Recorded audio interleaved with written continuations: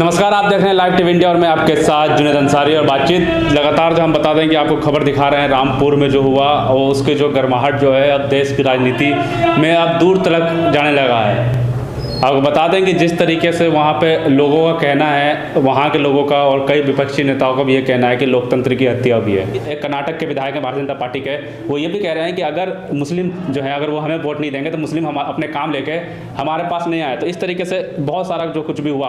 तो पंडित मोहित गौड़ हमारे साथ हैं, पंडित जी से बातचीत करेंगे कि ये क्या सोचते हैं। पंडित जी, पहले तो बहुत बहुत स्वागत है आपका। धन्यवाद जुनेद भाई और आपके सभी दर्शकों में इधर से जय श्री राम जी। पंडित जी, जिस तरीके से एक लोकतांत्रिक देश है हमारा भारत, जिसमें हर किसी को वोट डालने का एक अपना अधिकार है, चाहे वो रिक्शे वाला हो, चाहे राष्ट्रपति हो, चाहे कोई भी हो। तो कैसे जिस तरीके से एक खबर आ रही, वीडियो वायरल हो रहा है रामपुर में, वोट डालने का अधिकार को रोका गया, क्या कहेंगे?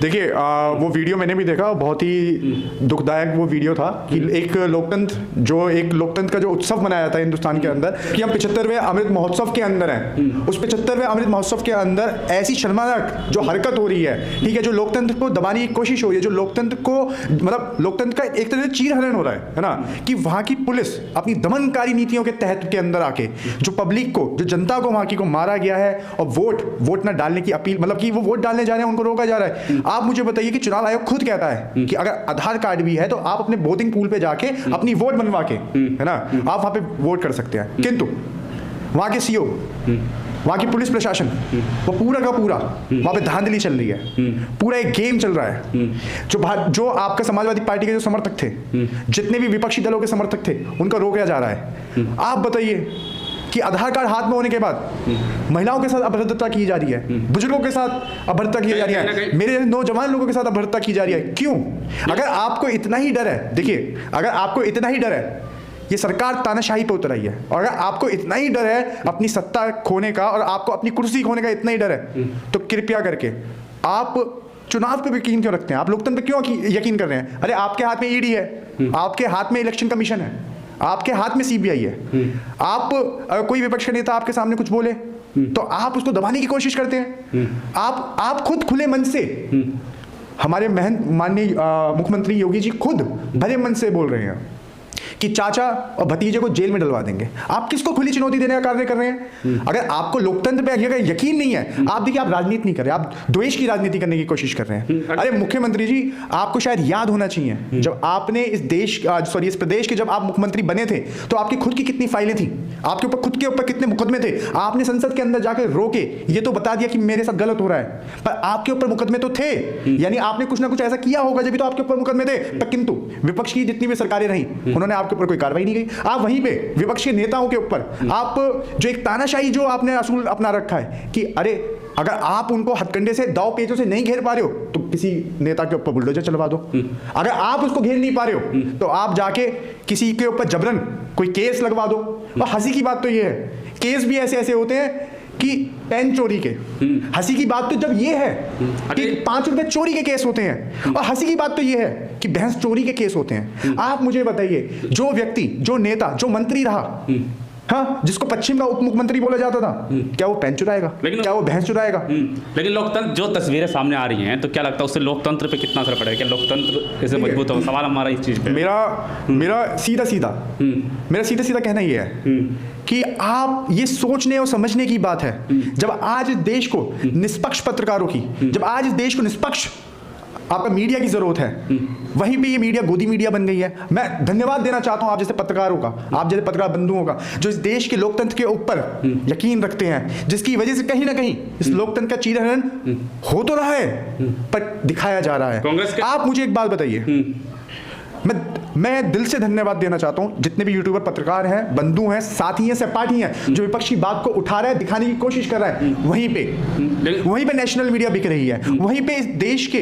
प्रधानमंत्री के, जो हमारे प्रधानमंत्री हैं, उनके जो व्यापारी लोग हैं, वो बड़े बड़े न्यूज चैनल खरीद लेते हैं, रातों रात बड़े बड़े पत्रकार खरीद लेते हैं। पर मैं एक बात कह देना चाहता हूं कि तानाशाही, आपकी दमनकारी नीतियां और ये जो आपकी राजाशाही है, ये नहीं चलने वाली। कांग्रेस नेता जो कन्हैया कुमार है, उन्होंने साफ तौर पर यह कहा है कि सारी संस्थाओं को कहीं ना कहीं सरकार ने पंगु बना दिया है। देखिए, मैं आपके चैनल के माध्यम से ये बात कहना चाहूंगा, सारी जनता को ये बात बोलना चाहूंगा, हर समाज, हर वर्ग को ये बात बोलना चाहूंगा, हर धर्म समुदाय के व्यक्ति को ये बात बोलना चाहूंगा।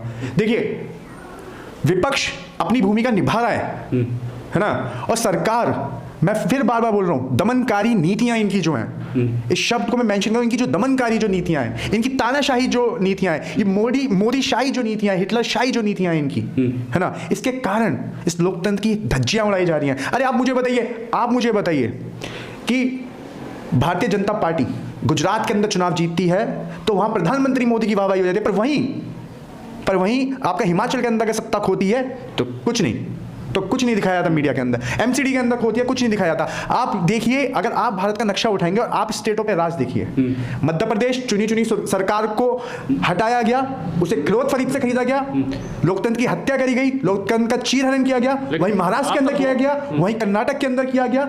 आप ये देखिए, जहां ये लोग सत्ता से मतलब जनता इनको चुनती, तो वहां पे ये द्रौपदी की तरह लोकतंत्र का चीरहरण कर देते हैं। पर मैं एक बात कह देना चाहता हूं, देखिए पत्रकार महोदय, आप जैसे पत्रकार महोदयों के चैनल पे हमें बोलने का मौका मिलता है ना, मैं एक बात कह देना चाहता हूं कि ये जो द्रौपदी की तरह जो लोकतंत्र का जो चीरहरण किया जा रहा है, तो मैं एक बात कह देना चाहता हूं कि इस युग में भी श्री कृष्ण अभी हैं, है ना।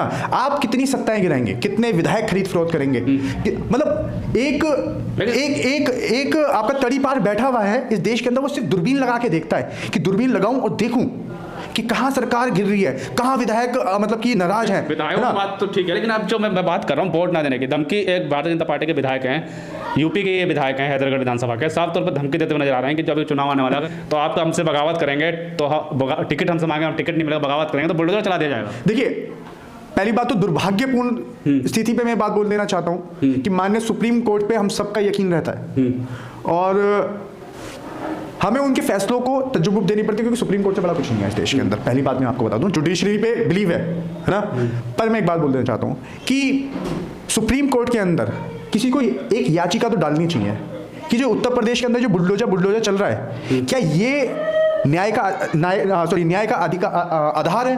मैं पहले आपसे, ठीक है, मैं निष्पक्ष बात कर रहा हूँ, मैं बुलडोजर को टारगेट कर रहा हूँ, फिर मैं वोट पे आऊंगा। मैं पहले बुलडोजर पे बात कर लूँ।